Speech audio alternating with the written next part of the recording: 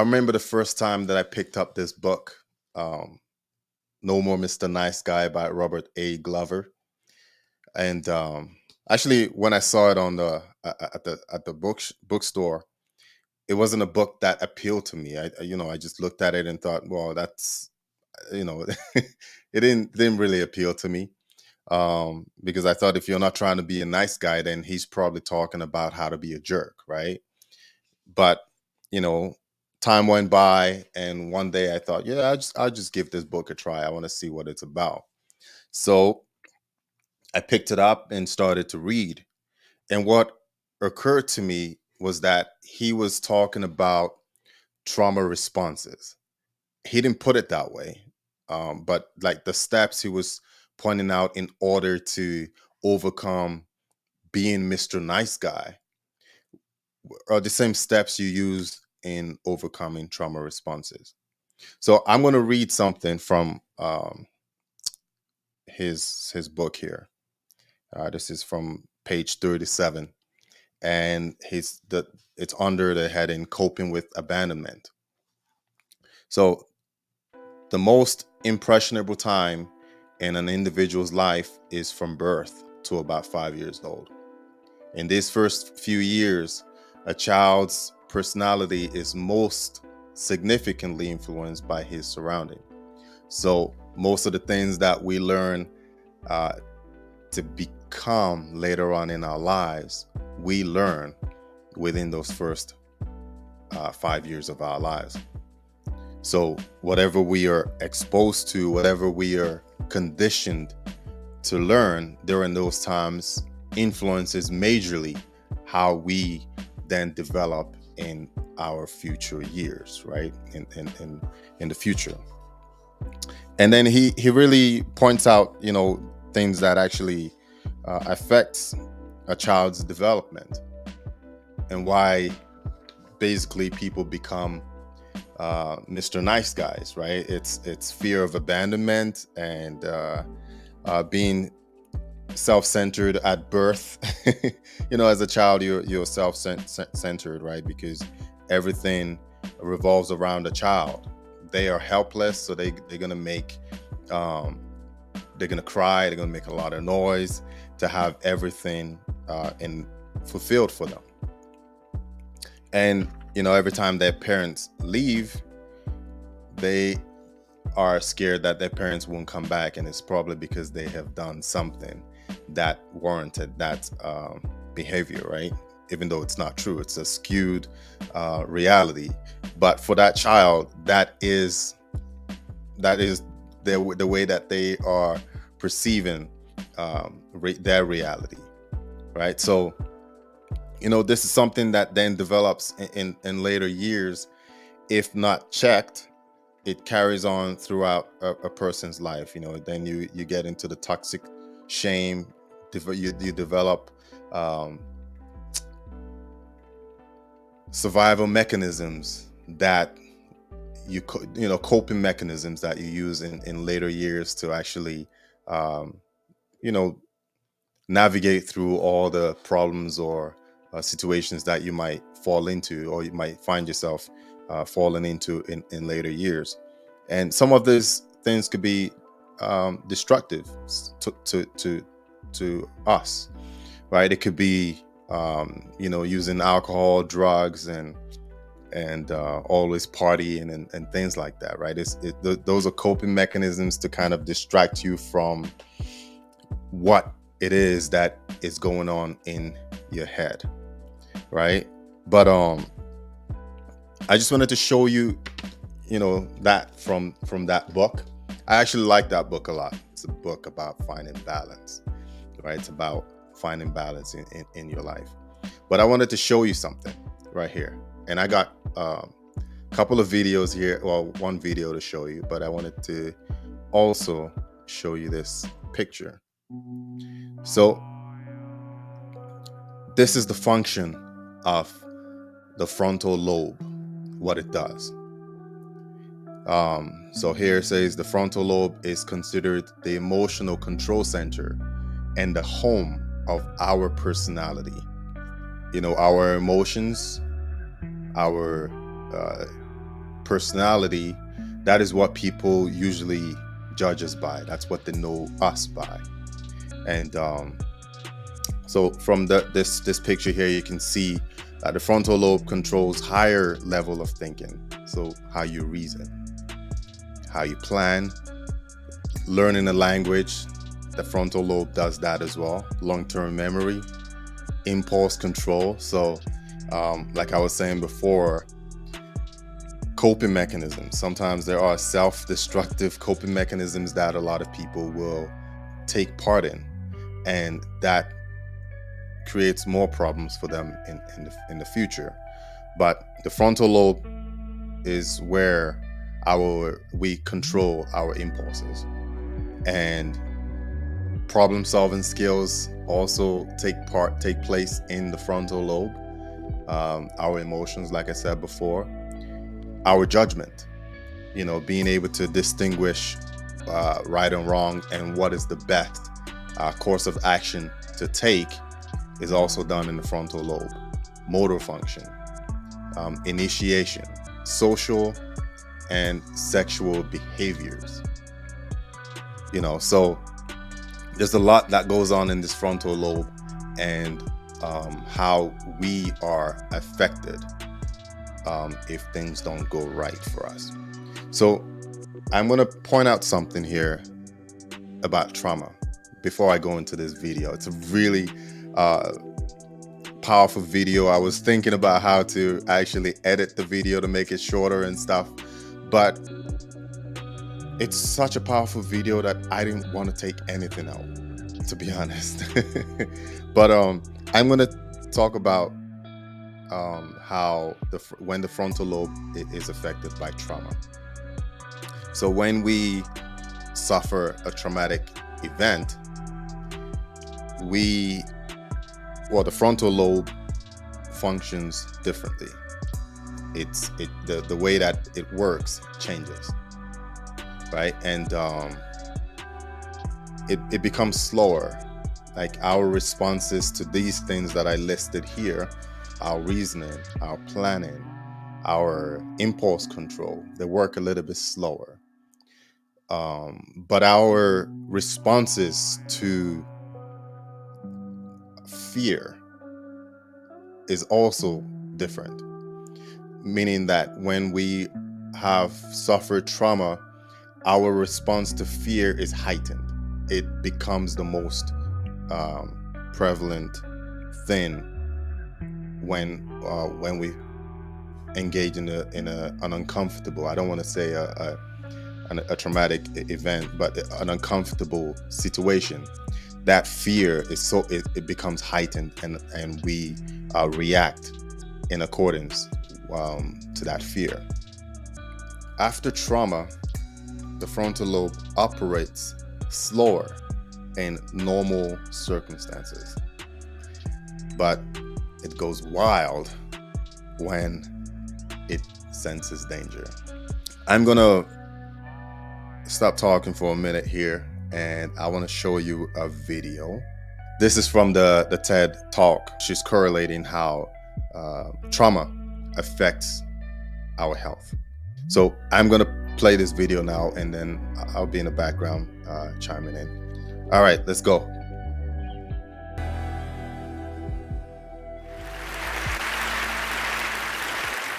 In the mid-90s, the CDC and Kaiser Permanente discovered an exposure that dramatically increased the risk for 7 out of 10 of the leading causes of death in the United States. In high doses, it affects brain development, the immune system, hormonal systems, and even the way our DNA is read and transcribed. Folks who are exposed in very high doses have triple the lifetime risk of heart disease and lung cancer, and a 20-year difference in life expectancy.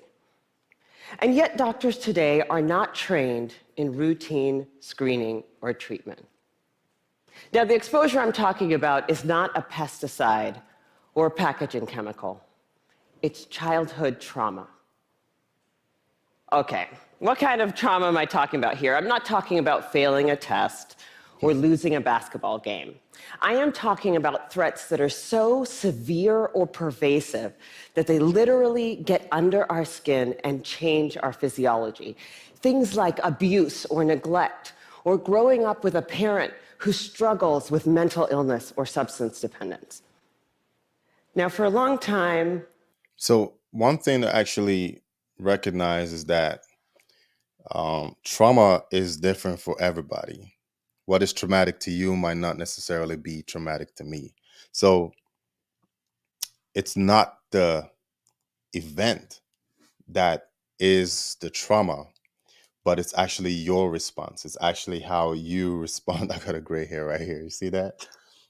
It's actually how you respond to that trauma that defines what that trauma is to you, right? So maybe I was walking, because we're in Canada. Maybe I was walking out in the winter time and I slipped and I fell down on the ice. That could be a traumatic event to me, where now that's something that I will be scared of in the future. Racism is a form of trauma. If you've experienced racism before, that is something that you would be thinking about when you're dealing with people, especially ones of a different color to you. You will it'll be at the back of your mind, thinking about whether how they perceive you, how they view you as a person, right? If you've experienced poverty could be something that becomes traumatic to you, because you're thinking of how to survive. And when you're in survival mode, it changes everything. There's so much that happens when we get into survival modes, that we overlook moral standards and we just focus on, I need to survive right now. It also depends on your personality, right? It depends on who you are as a person, because there's limits to what everybody else will do, and it's not necessarily because we've been through a traumatic event then we kind of become jerks. We have our problems that we have to take accountability for, because it tells a picture about who you really are and what type of a person you are. Just because I've been through a traumatic event does not mean that I have a pass to treat somebody else in a negative way. So trauma is something that is an individual response, basically what I'm trying to say. So I'm going to continue playing the video here. I viewed these things in the way I was trained to view them, either as a social problem, refer to social services, or as a mental health problem, refer to mental health services. And then something happened to make me rethink my entire approach. Sorry, When she sounds like such a posh person, how she speaks. I finished So my proper. residency, I wanted to go someplace where I felt really needed, someplace where I could make a difference. So I came to work for California Pacific Medical Center, one of the best private hospitals in Northern California. And together, we opened a clinic in Bayview, Hunters Point, one of the poorest, most underserved neighborhoods in San Francisco. Now, prior to that point, there had been only one pediatrician in all of Bayview to serve more than 10,000 children. So we hung a shingle, and we were able to provide top quality care regardless of ability to pay. It was so cool. We targeted the typical health disparities: access to care, immunization rates, asthma hospitalization rates, and we hit all of our numbers. We felt very proud of ourselves. But then I started noticing a disturbing trend. A lot of kids were being referred to me for ADHD, or attention deficit hyperactivity disorder. But when I actually did a thorough history and physical, what I found was that for most of my patients, I couldn't make a diagnosis of ADHD. Most of the kids I was seeing had experienced such severe trauma that it felt like something else was going on. Right. So, like, even though she's seeing the kids that are acting similar,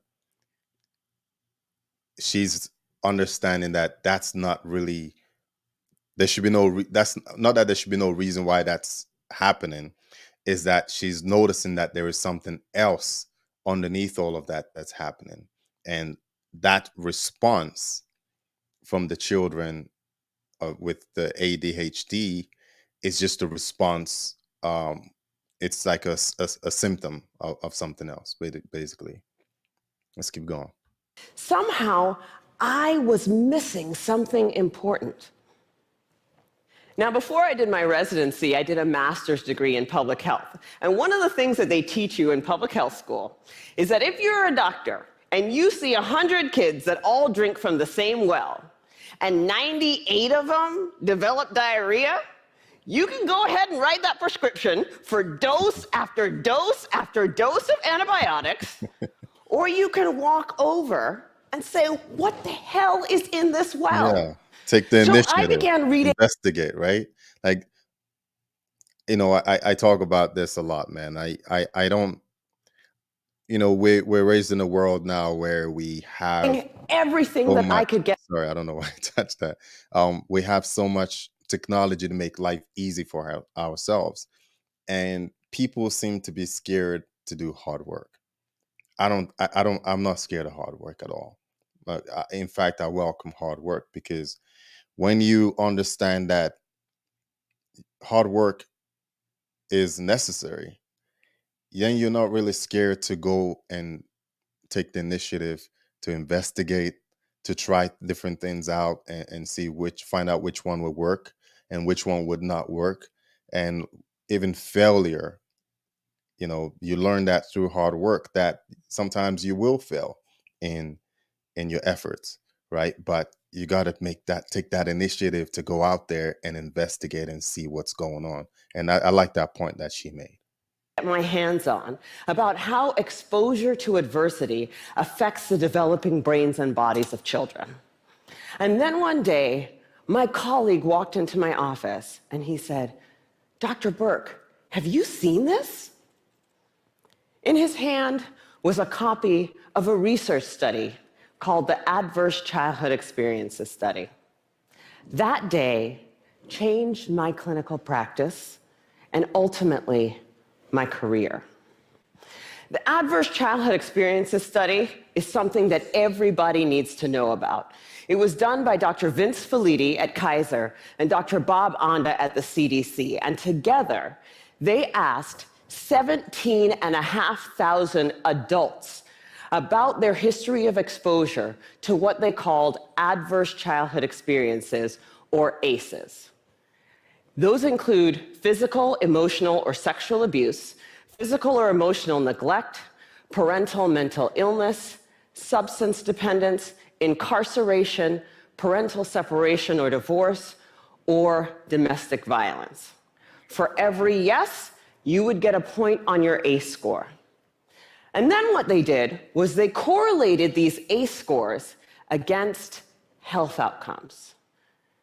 What they found was striking. Two things. Number one, ACEs are incredibly common. Hold up. So yeah, she's talking about from a physical health point of view, right? That when we suffer adverse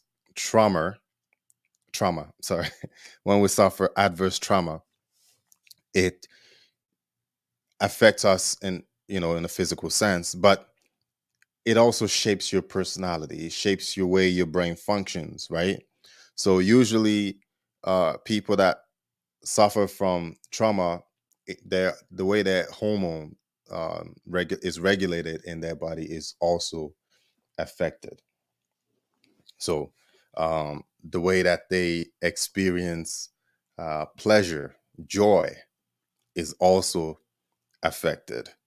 Um, the way that they coordinate their emotions with basically, I guess, reality, or the way that they think, is also affected. So you're talking about, it affects something that affects you in a physical sense, but also affects you in a psychological sense, right? In a mental capacity of how you function. And it's something that I think a lot of us, we don't really pay attention to, and we should be paying attention to it and seeing ways that we can actually deal with it and overcome it. I'm not saying that just like I said before, it's not a pass for anybody, right? Just because you've been through something does not mean that you have to you can do whatever you want, and people have to afford you the freedom to do that. That's not what I'm saying at all. And but there are behaviors and behavioral patterns that we uh, participate in that is deeply rooted in our past. 67% of the population had at least one ACE, and 12.6%, 1 in 8, had 4 or more ACEs. The second thing that they found was that there was a dose-response relationship between ACEs and health outcomes. The higher your ACE score, the worse your health outcomes. For a person with an ACE score of 4 or more, their relative risk of chronic obstructive pulmonary disease was 2.5 times that of someone with an ACE score of 0. For hepatitis, it was also 2.5 times. For depression, it was 4.5 times. For suicidality, it was 12 times. A person with an ACE score of 7 or more had triple the lifetime risk of lung cancer and 3.5 times the risk of ischemic heart disease, the #1 killer in the United States of America. Well, of course, this makes sense. Some people looked at this data and they said, come on, you have a rough childhood, you're more likely to drink and smoke and do all these things that are going to Yeah, ruin your it's health. normal. This isn't science. Yeah. This is just bad behavior. It turns out this is exactly where the science comes in.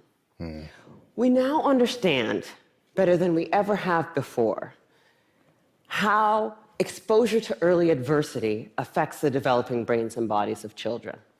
It affects areas like the nucleus accumbens, the pleasure and reward center of the brain that is implicated in substance dependence. It inhibits the prefrontal cortex, which is necessary for impulse control and executive function, a critical area for learning. And on Yeah. MRI scans, Hold on. we see. Let me just make another add to that. Like the point I was saying before about how it shapes your personality. When we are uh, developing our coping mechanisms, we're developing different characters, right? We're developing ways that we can hide the pain that we are going through. And it kind of changes how we see things. So anytime I see a person that's trying to portray an overly confident persona, I understand that there is a fear behind it. Every time I see that, I think that's there's something that scares that person, and that's why they basically trying to show that they are very confident. you know um so there's a difference between being confident and the portrayal of confidence. One is that you show that you're confident, but you might not necessarily be confident, right?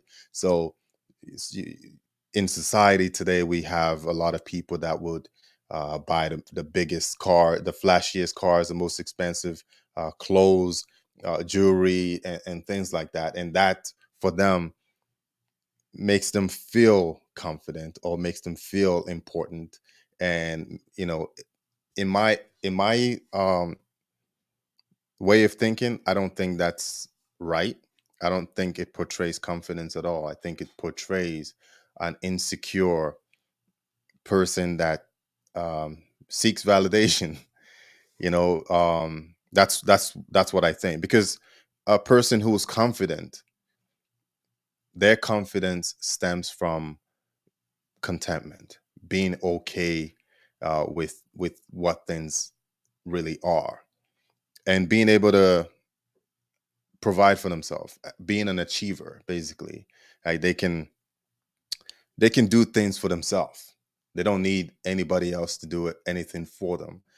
That's exactly why like when you start making a certain amount of money, it naturally makes you feel confident, because you're able to overcome certain things. You don't have to worry about light bills and water bills, and you don't have to worry about the financial burdens that used to plague you. And now you can relax a little bit and actually look at things from a different point of view, right? So it does shape who we become. Measurable differences in the amygdala, the brain's fear response center. So there are real neurologic reasons why folks exposed to high doses of adversity are more likely to engage in high-risk behavior. And that's important to know. But it turns out that even if you don't engage in any high-risk behavior, you're still more likely to develop heart disease or cancer. Your body remembers. The reason for this has to do with the hypothalamic pituitary adrenal axis, the brain's and body's stress response system that governs our fight or flight response. How does it work? Well, imagine you're walking in the forest and you see a bear. Immediately, your hypothalamus sends a signal to your pituitary, which sends a signal to your adrenal gland that says, release stress hormones, adrenaline, cortisol. I actually had that experience. Not the bear part. I actually had similar experience to what she was saying, right? Because I was going through a situation that wasn't supposed to be.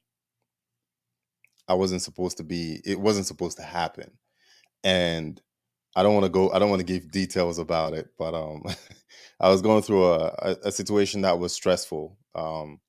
But to me, I wasn't really being stressed from the situation. I was managing myself pretty well, and I wasn't thinking about it. I wasn't really worried about it. But like probably about a week later, I started to experience stomach pains, like really bad. It started off like really dull, and it wasn't really that. It was just uncomfortable, but then it became more painful.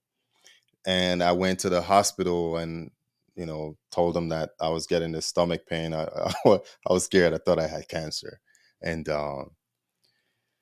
they checked it out. They said, "Well, we just think you have gastritis, and it's usually caused by stress." And and I'm looking at him like, "Stress? What do you mean? I'm not. I'm usually good at managing my life, my stress levels, but just because I think I'm doing it here does not mean my body is doing the same."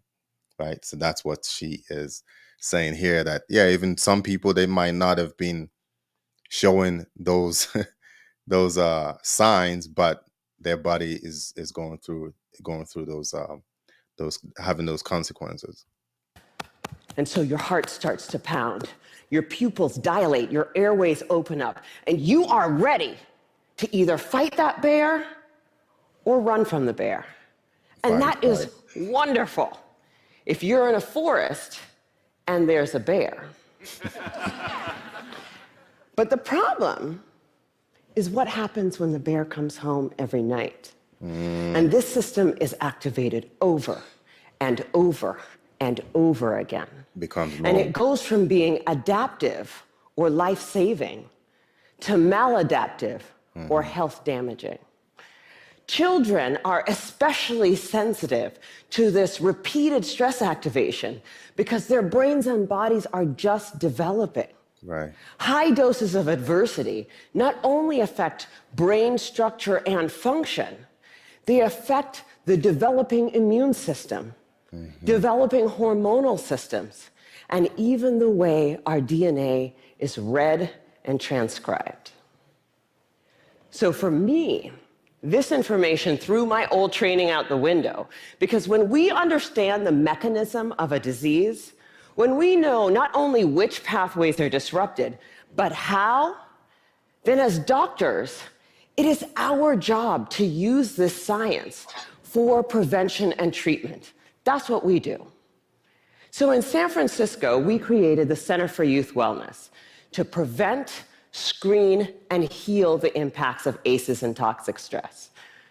We started simply with routine screening of every one of our kids at their regular physical, because I know that if my patient has an ACE score of 4, she's 2.5 times as likely to develop hepatitis or COPD. She's 4.5 times as likely to become depressed, and she's 12 times as likely to attempt to take her own life as my patient with 0 ACEs.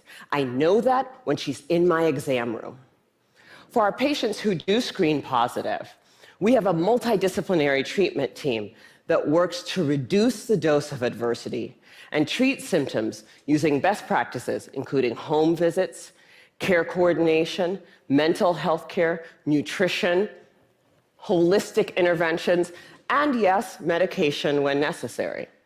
But we also educate parents about the impact of ACEs and toxic stress the same way you would for covering electrical outlets or lead poisoning. And we tailor the care of our asthmatics and our diabetics in a way that recognizes that they may need more aggressive treatment given the changes to their hormonal and immune systems. So the other thing that happens when you understand this science is Hold that on. Hold on. Before she goes in, and another thing as well is that one thing that always scared me about raising a child is that we as parents, we always try to do what's right for our child. We think we're doing what is right for our child. But imagine if your best efforts are actually damaging to your child. And you know, okay, for example, like I go to the store and I see people with their with their children, and the kids are rolling around on the floor screaming and throwing tantrums. I always think to myself, like, why would you allow your your kid to be doing that? Like, why would you think that that's okay? Isn't that developing, teaching them that they can manipulate, and that anger is to express anger in a destructive way is okay? You know, so it always I don't know, I don't want to say scared me, but it's like you always want to wonder if what you are doing for your child, the things that you're teaching them, the principles that you're trying to instill in them, whether those things are actually helping them or making them worse. I guess it also depends on the child, right? But that's just a side note there. I want to shout it from the rooftops, because this isn't just an issue for kids in Bayview. I figured the minute that everybody else heard about this, it would be routine screening, multidisciplinary treatment teams, and it would be a race to the most effective clinical treatment protocols. Yeah, that did not happen. And that was a huge learning for me. What I had thought of as simply best clinical practice, I now understand to be a movement. In the words of Dr. Robert Block, the former president of the American Academy of Pediatrics, adverse childhood experiences are the single greatest unaddressed public health threat facing our nation today. Yeah, no, And for a lot definitely. of people, that's a terrifying prospect. Yeah, it's almost like there should be a course for parents or people who want to be parents, that it should be mandated that no, you have to go through a program, um, which makes sense because we learn, for us to drive a car, we have to learn a course. We have to learn about the rules of driving on the road, and understanding people's behavior, when people's driving behaviors. If we want to become a doctor, we have to also take a test. But if you're trying to bring life into this world, a life that can shape the society, why wouldn't you make it so that they can have a course that they can take in order to be the most effective on that job? Because it is a job, right? Anyways. The scope and scale of the problem seems so large that it feels overwhelming to think about how we might approach it. But for me, that's actually where the hope lies. Because when we have the right framework, when we recognize this to be a public health crisis, then we can begin to use the right toolkit to come up with solutions. From tobacco to lead poisoning to HIV/AIDS, the United States actually has quite a strong track record with addressing public health problems. But replicating those successes with ACEs and toxic stress is going to take determination and commitment. And when I look at what our nation's response has been so far, Scary, huh? I wonder, why haven't we taken this more seriously? Maybe At first, their responses to trauma prevents them from actually making those changes. Maybe their responses to trauma is preventing them from seeing things clearly, right? Because that's another symptom of trauma, is that you're not able to think clearly. You're not able to see other people's point of view because you're basically trapped in your own mind. And maybe that's what's happening. I don't know. thought that we marginalize the issue because it doesn't apply to us, right? That's an issue for those kids in those neighborhoods, which is weird because the data doesn't bear that out. The original ACEs study was done in a population that was 70% Caucasian, 70% college educated. But then, the more I talk to folks, I'm beginning to think that maybe I had it completely backwards.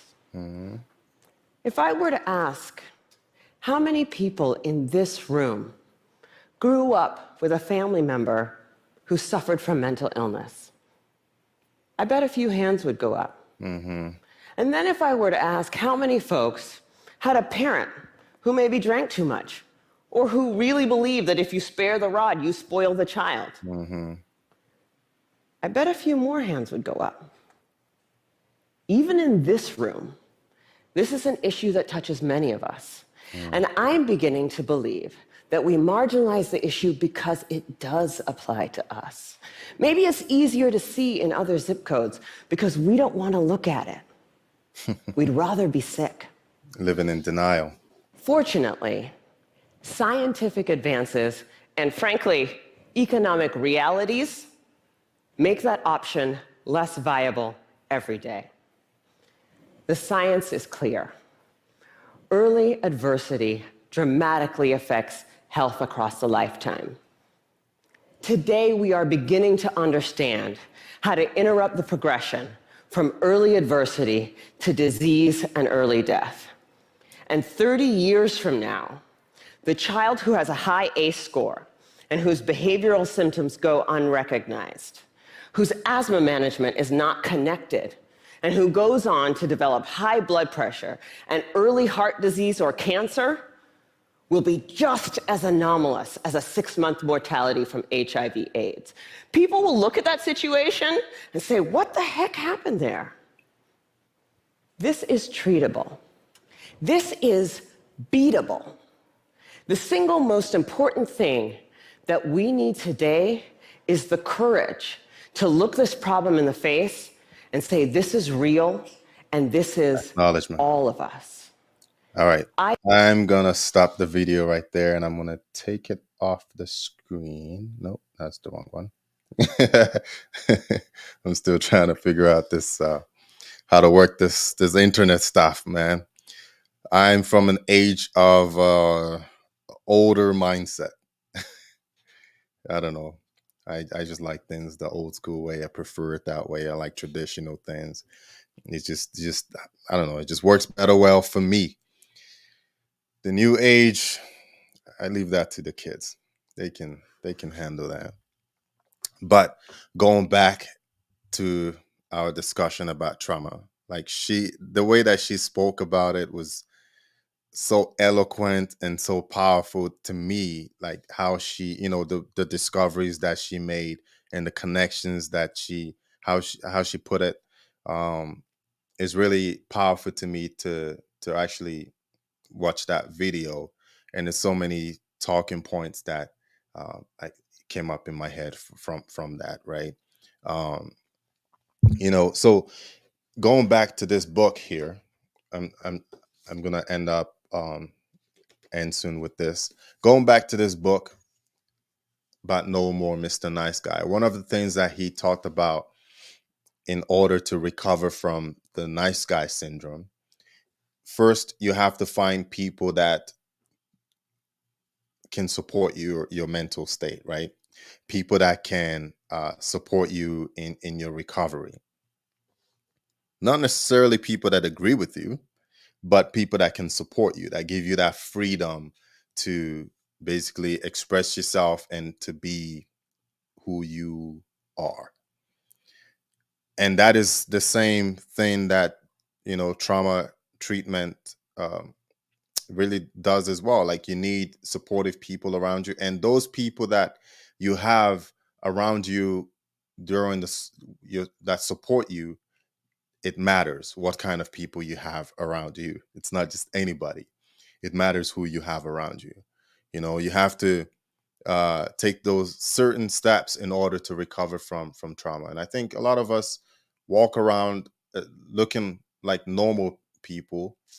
I mean, we are normal, but we are normal people with traumatic memories, and we are exhibiting traumatic responses. We're uh, portraying a version of ourselves that we think people want to see and people want to get to know, but it's not really who we are, right? So we have to really do a discovery about ourselves to figure out what events that have transpired in our lives that are affecting us at the present, right? And why we kind of behave the way that we are behaving. But it was an interesting study. I found it really, really puzzling, and I wanted to share that with you guys. And let me know what your views are on this video right here. Like, subscribe if you want, if you enjoy the content, and leave me a constructive criticism or something that you think would make the video better. I would love to take that into account, if it makes sense. No, it's all good. Yeah. So, anyways, I'm out of here. Yeah. Peace.